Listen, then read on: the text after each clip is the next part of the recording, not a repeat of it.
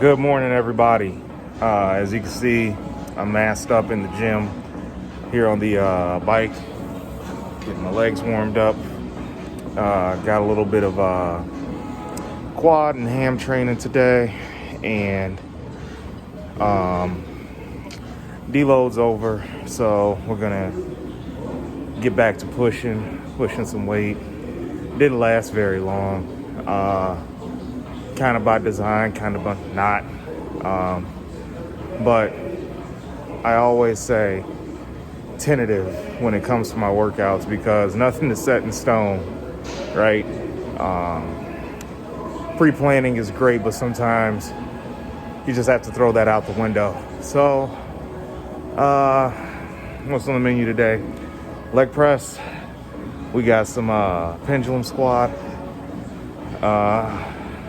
some heavy hamstring work.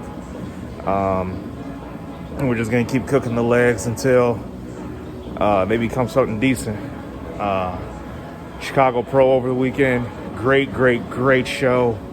Unfortunately, due to virus restrictions, it took place in Atlanta, which unfortunately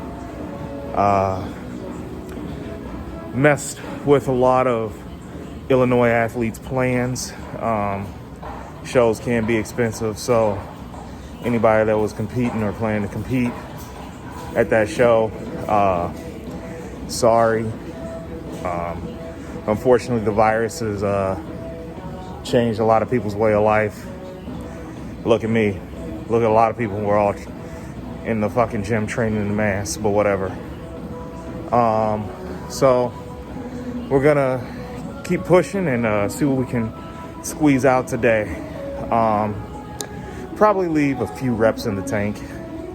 We'll see. But, you know, this will tell me to go harder. So, we'll see. Let's get to it. Well, finally, this video has gone up. This was supposed to go up yesterday.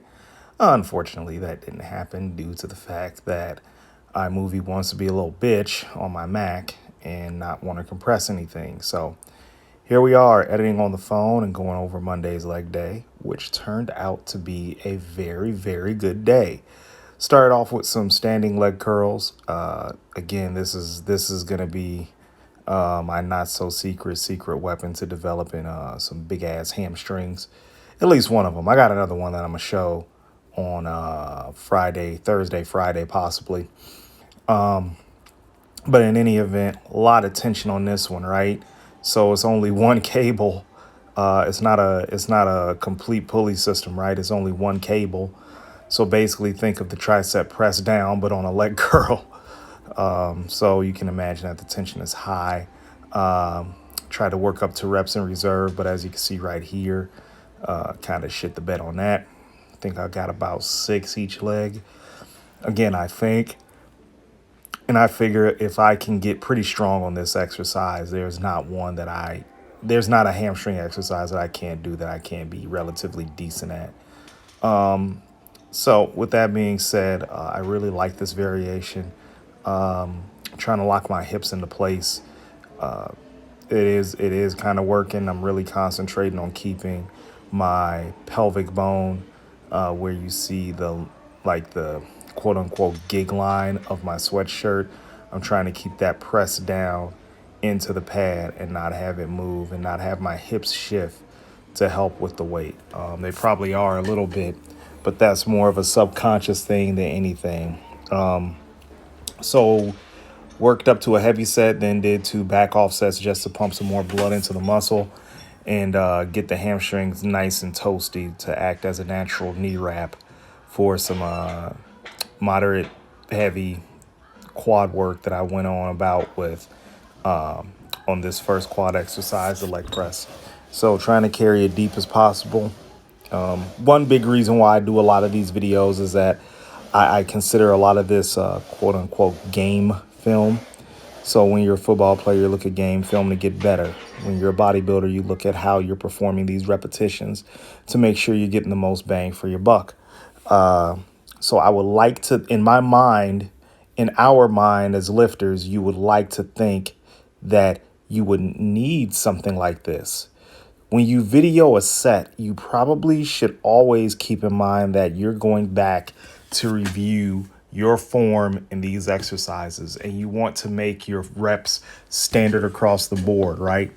Your first rep, your 10th rep should look like your first rep, right? So you got to carry exercises through a full range of motion. So as you can see here, that's what I'm doing my best to do. I still got a ways to go. Form standardization is not an overnight process. Even with somebody that's been training as long as me, if you're always critiquing and always analyzing what you're doing, you'll more than likely hit very few plateaus, right? You always have to adjust your approach. So that's why I like doing a lot of these videos, so you guys can see in real time what I'm doing. And probably more importantly, for a lot of other people who are at a lower stage of development than I am, you can see what I'm doing wrong and how to improve upon that. So for leg presses, I worked up to 2 heavy sets and did 1 back off set. Heavy sets were 6 plates. I left some room in the tank. And then the light set was 4 plates plus 25. And, the progressions in these exercises there. For this week, like I said, I wanted to leave some reps in the tank. So it hasn't been as heavy. It was close, but it hasn't been as heavy. Probably the deload could have been longer, to be quite honest with you. But, you live, you learn. So starting off with 2 plates and 25 on the pendulum. Only did 2 work sets here. Next work set, I dropped down to 2 plates. This set was probably a little too heavy for the purposes I needed it for. So, egg on my face, whatever. But the 2 plates, that went well. I like this exercise a lot. I call it a hack squat that doesn't necessarily destroy your knees. And, got to keep knee health in check, right? So I really should be doing reverse banded hacks too, but I'm not. So we'll keep it how it is and all that good stuff. But nailed 10 reps here. At that point, my legs were kind of trashed. Like I said, I wanted to leave some reps in the tank the first week back. So with the leg extension, I want to explain this. This is the prime leg extension, right? 3 pegs with different weights on each one, right? So on the bottom peg, the middle peg rather, I have 2 45-pound plates. That overloads the middle part of the movement. Then I have a 25-pound plate that loads the end, the contracted position. The 10 loads the beginning range, which just gives me a lot of friction at the beginning of the movement. So you basically have an entire weighted machine throughout the entire range of motion, or strength curve. That's a cool sequence of words these days. So I like using this in my workout. I'm trying to keep my leg workouts consistent. If anything, I do add to it because I do like volume. But also, I keep the volume low enough to where I can recover from it. So with that being said, I only did 3 sets here and pretty much did them to not failure, but relatively close. I think I only did about 3 sets of 10 to 12 and called it good. And that was leg training in a nutshell. So nothing flashy, nothing exciting for this first week back. Something I did do different, though, is that I hit biceps at the end. I'm also a fan of high-frequency training, right? So high-frequency training means muscle groups being trained in upwards of 3 to 4 times a week. But for me, for biceps in particular, I only train them twice a week, or I like to train them twice a week. And I just kept it simple. Again, using the Strive equipment, band weight on each peg, just to be able to load the entire range of motion. Right? So went ahead and did 6 sets, and then just slowly crept up in weight, and that was it. So nothing too flashy for biceps.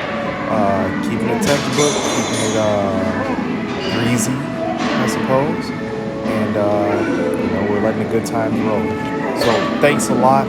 It took a lot to produce this video because my iMovie isn't working. I had to take it off my computer, and put it back on. And it was just a nonstop mess. So if you like this video, please give me a like, subscribe to the channel. I'll bring some contents, words of encouragement, all that good stuff. But just let me know you're watching. All right. Thanks, guys. Connect with me on social, and we'll see you on the flip side.